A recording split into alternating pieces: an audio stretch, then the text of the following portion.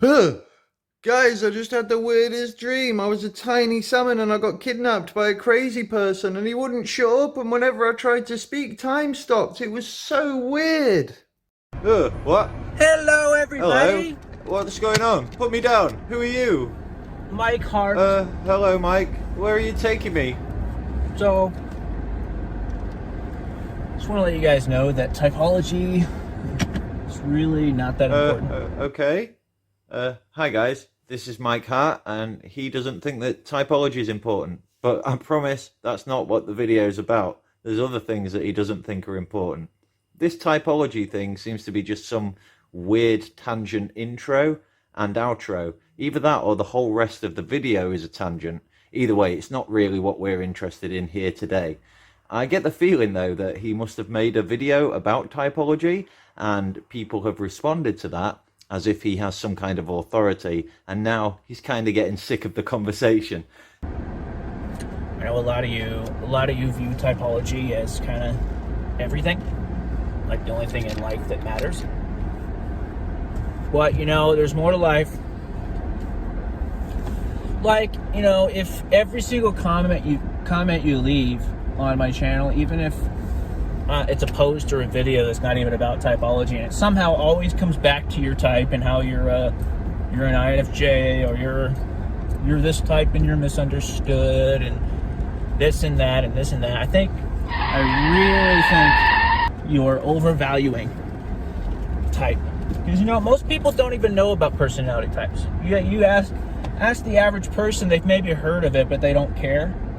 Yep, that's me. Yep, I'm the average person in this instance. I've heard of personality types, but I really could not care less. So can we get on to the meat of the video here, please? Thank you very much. So anyway, yeah, it's really not that important, guys. Like, it's kind of like the theory of evolution. There is absolutely zero evidence that we are all related to hamsters and tomatoes.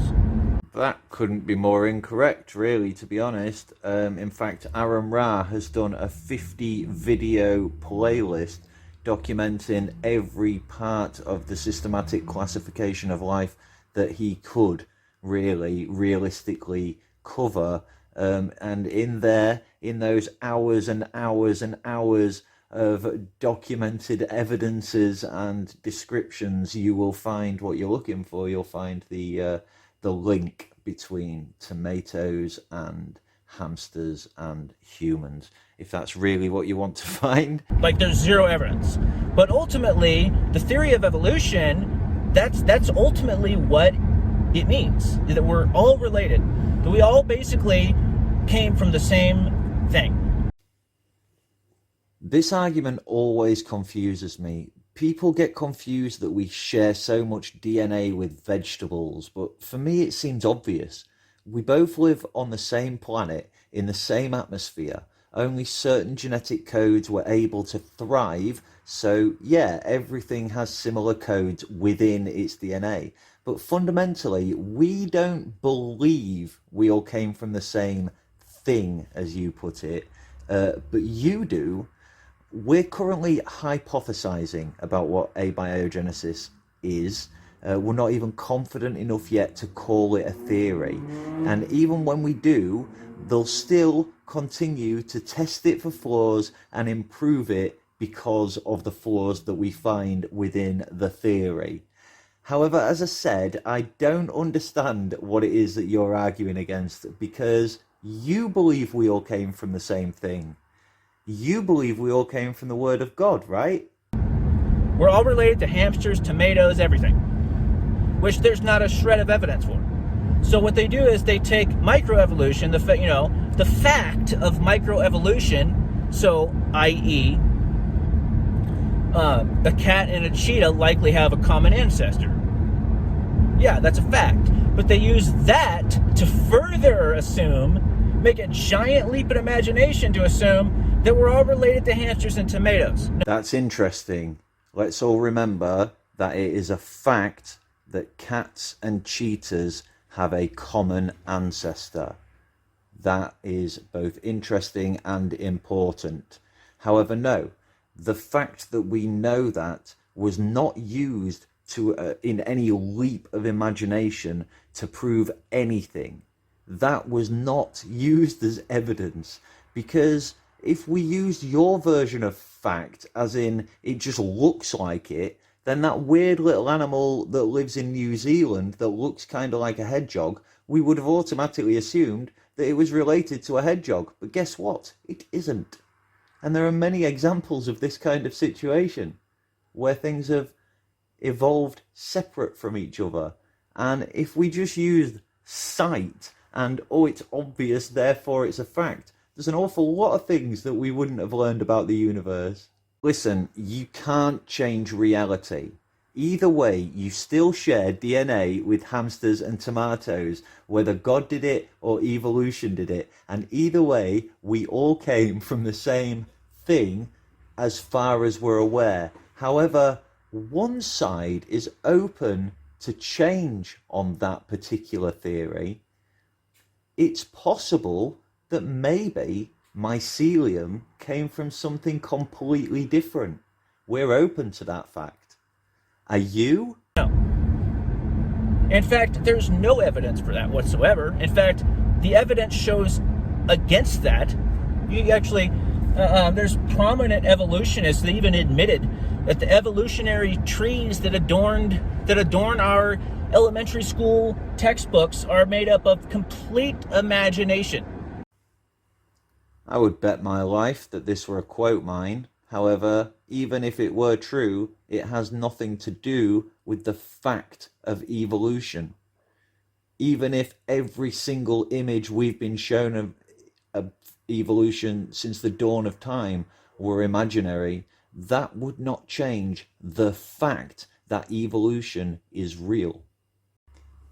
And if we're just pulling quotes out, then I found this quote you might want to take a look at that suggests that people like you are the ones that push the youth away from church. So I should thank you, and you should really reflect on your own behaviour. One of the most prominent evolutionists said that, Stephen Jay Gould, that those evolutionary trees are made up of completely imagination. They're not based on one iota of fact. That's a quote. And yeah, everyone kind of deep down knows this, that, you know, especially intuitive types have a tendency, NTs especially, have a tendency to kind of get caught up in their imagination. Like it's very fun to play around with ideas for certain personality types. And evolution's one of them. I even used to do it myself. I used to kind of try to hypothesize how everything could come about, which there's no possible way, if you really think about it, how it could come about from blind evolutionary processes. You'd have to have trillions of years, not billions of years, first of all. Isn't that interesting? So first he said there's no possible way, and then he said you'd need trillions of years, not billions of years. So it's not that there's no possible way, it's that he doesn't believe there's been enough time yet. But he can conceive that within trillions of years it's possible that evolution could happen. So, okay, Mike, I'll give you trillions of years then. Fine, it's been trillions of years in your estimation. I don't understand the difference. I don't understand what possibly could happen within a trillion years that couldn't have happened in a billion years. And I'd love it if you could explain that a little more to the audience here. What could happen within a trillion years, Mike? And even then it wouldn't happen, because natural processes can't create anything. They don't create anything. There's never once been one beneficial mutation that's been demonstrated. They're all a deficit of some sort. And you have to have new information added into the genome for evolution to work. But Mike, you yourself admitted that cheetahs and house cats are related. So at some point, there was a mutation where one species diverged into at least two species, house cats and cheetahs. Somewhere there was a mutation, and that mutation was beneficial, right? Both of those species exist today. If it was not a beneficial mutation, they would have died out. Cheetahs can't exist in certain countries that I've seen house cats in, and I've got a feeling house cats might struggle to survive in the kind of climates that you find cheetahs in. Just a hypothesis. So you've already accepted that there has been at least one example of a beneficial mutation. You gave it yourself earlier as evidence, as a fact, you said. So now you're contradicting yourself. I don't even have to go look up the science. If you are interested in the science, please, I suggest you go visit Aaron Ra. Link in the description. It's never been demonstrated. If macroevolution, molecules to man evolution, were true, you'd have tons of examples of that. And you'd also have billions of missing links, not a handful that are all questionable, that most of them have been proven wrong, that aren't missing links or frauds. This is a perfect example, isn't it, that people in certain communities just get the same information repeated to them and they never go out of their own circle to look up any other information about the subject. They just take it as fact. So he's heard Kent Hovind talk about a handful of fossils that were seen as intermediate links, and Kent Hovind thinks he's managed to debunk only a handful of the many millions that we've got in drawers in pretty much every museum all across the world. Like literally drawers and drawers full of them.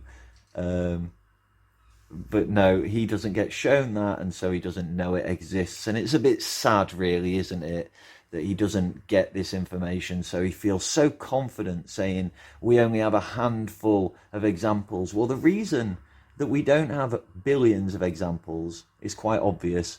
Everything organic decays, and it takes certain situations for bones and other materials to be preserved in any kind of meaningful way that we can then find it later. And then it takes a look of actually finding these things and discovering these bones. It's very rare that we can go to a place and say we're definitely 100% gonna find some kind of evolutionary link underneath us right here. You know, do you realize how big the world is, right? You know, there's an awful lot of it to cover, and it's changing all the time, not just on the surface, but underground as well.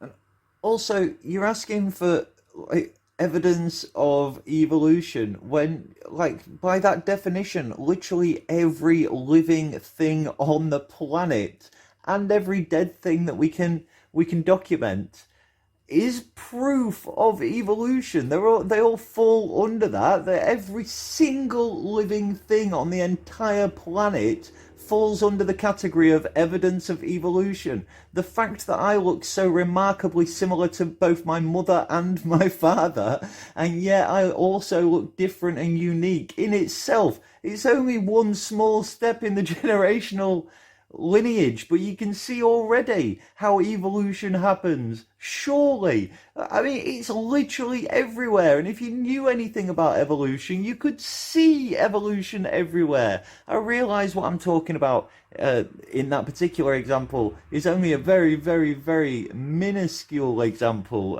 You know, it's nowhere near Darwin's finches, for example. It's nowhere near a house cat to a cheetah. These things are obviously insane to imagine watching in a lifetime. Pretty much on the scale of watching an oak tree grow from a seed all the way until it's really old. We all understand that it happens over a long time period. There's not a person here that thinks that somebody sneakily comes along every day and digs it up and plants a slightly bigger tree and one day will catch them in the act. That's not how it works. And nobody thinks God's stretching them out either. We all know trees grow. Even Kent Hovind knows that. And he knows something else quite related to this subject as well. It's surprising how close Kent Hovind's coming to understanding evolution with this particular quote. I'll throw it in right here. All the branches on the bottom are dying and falling off. Why do the bottom branches on a tree die? Well, there's a process.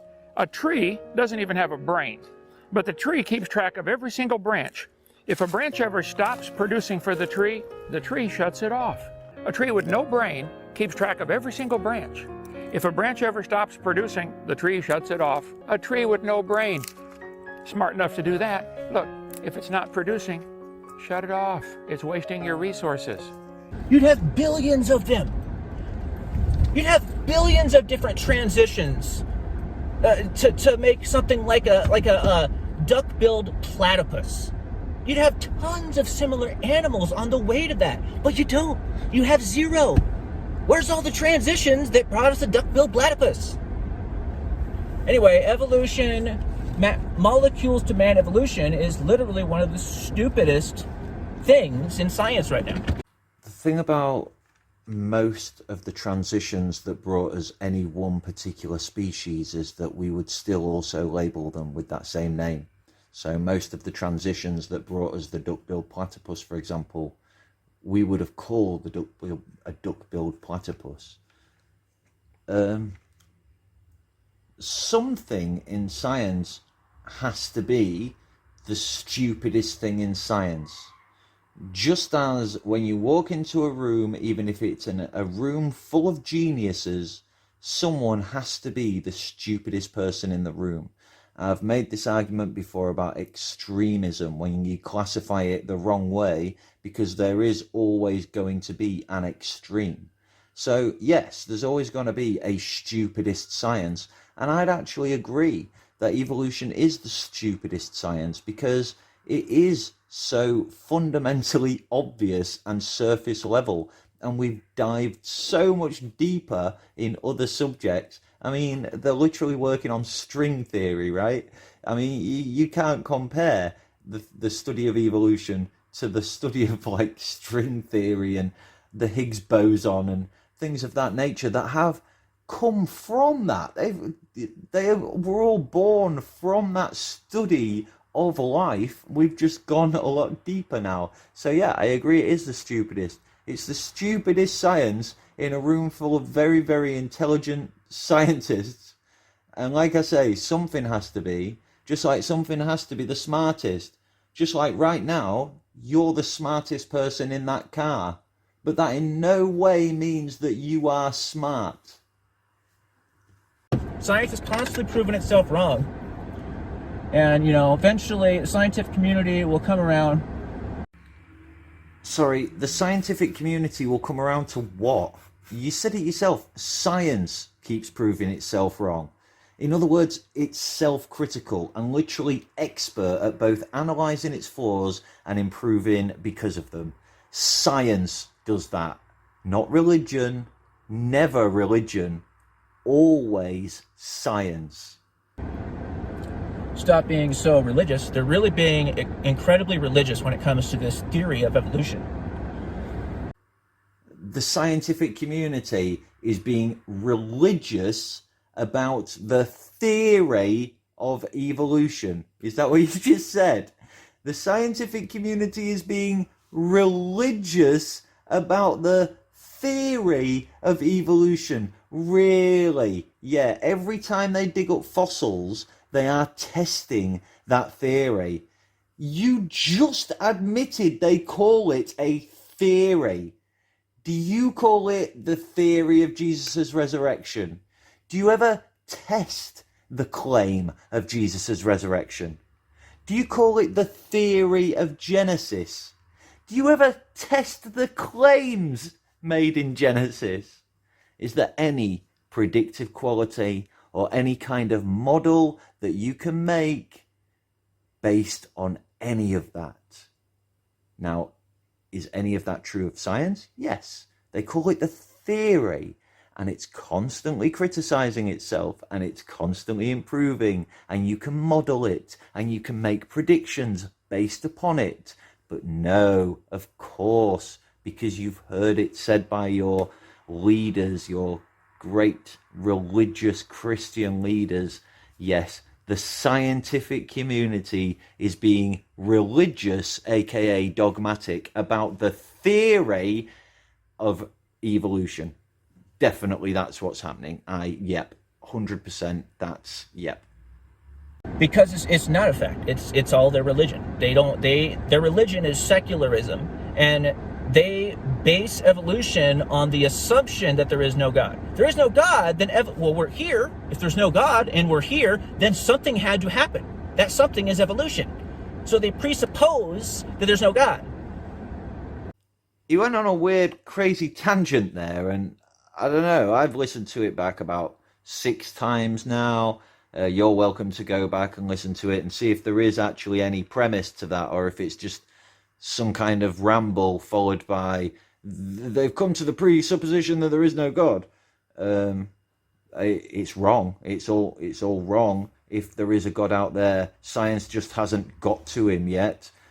On behalf of the scientific community, that is what they would say. They start from the beginning and they work their way towards the end goal in whatever direction it may be. In this case, the past. And if in the past abiogenesis turns out to be the word of God and they find the evidence for that, then at that point the scientific community will come out and say, yeah, God did it. And it's dead obvious. We've got the evidence right here. But we don't start with any presupposition. The only thing that we start with is we are here now. How much can we learn about how we got here? What came before us and what came before that, and how are these things linked, if at all? And indeed, we find that they are indeed, in fact, all linked. And for more information, for the last time, I'll say it, go check out Aaron Ra's video series. It is insane how much effort he's put into it. Most of the videos he's made are fit for classroom viewing. So if you're a teacher, especially if you're a substitute teacher and you want a nice, easy lesson, you might want to check those videos out for that purpose, just to play at the front of your classroom while you sit down and have a sneaky beer. Yeah, this guy, literally, after that part, I've been writing notes. The first time through, obviously, I had to cut it so that I had the sections where I could speak, and all of them are quite long notes, except for that last little ramble there. All I've got written is "so dumb." And when I first heard it, I recorded a little piece. You know, like the first time I heard it, it hit me. I didn't have anything to I didn't have a pen and paper to start writing the script. And obviously, if I'd written it first, I would have got confused where it fit in. So instead of doing that, I just turned the microphone on and started recording my thoughts. And I'll play those for you now.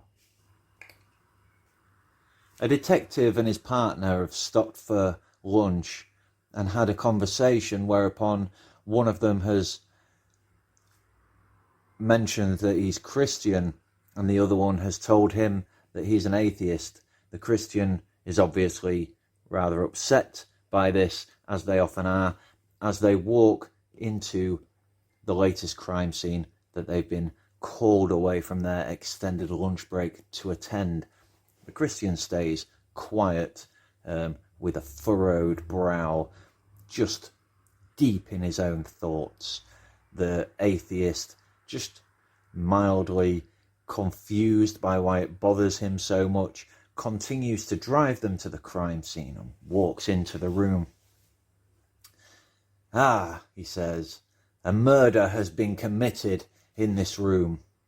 "Well, hang on 1 second," says the Christian. "How do you know where humans came from?" The atheist detective is perplexed. Nothing's changed from the last time they went to a crime scene. Why is he bringing this up now, you might wonder. And indeed, the atheist detective wonders the same thing and says to his partner, "What on earth has that got to do with anything?" To which the Christian replies, "If you don't know where humans came from and what started everything in the beginning of everything, then anything that you assume about reality right now has to be exactly that. Nothing but a blind assumption. Without a God, there is no way on earth you can assume that a murder has been committed in this room." The atheist looks at his partner and thinks, what an absolute fucking idiot. Obviously, that's not how the human brain works. I know where I am right now, right? And therefore, I know that I can deduce things came before this moment in time. I can make those deductions, but I can't see it from the beginning up to this point. You don't get all the information up to your birth, you absolute clown. What happens is you are aware that right here, right now is a fact, and you slowly work your way backwards. So, indeed, we don't know what came right at the beginning, and we make absolutely no assumptions about what that might have been. The reason we don't know is quite simply because we haven't fucking gotten there yet. We're making our way towards the answers from the past. We don't start with that information and then work towards present and say, well, now can't possibly exist if you don't believe in fucking evolution, you absolute cretin. One thing we all agree on is that right now is the way it is. So I fucking hate your arguments. Oh, if there was no God, there'd be no gravity. Or if there was no God, things would be flying off into space. Or if there was no God, everybody would be a mass murderer. Obviously fucking not. If there was no God, everything would be how it is right now. You utter ass clown. And when you have a secular education system that says you can't have any God at all, you can't even teach the possibilities of God, which is stupid, really. You should be able to talk about it. In philosophy class, for example, there's tons of arguments for the existence of God. Guys, I just had the weirdest dream. I was a tiny salmon and I got kidnapped by a crazy person and he wouldn't shut up, and whenever I tried to speak, time stopped. It was so weird.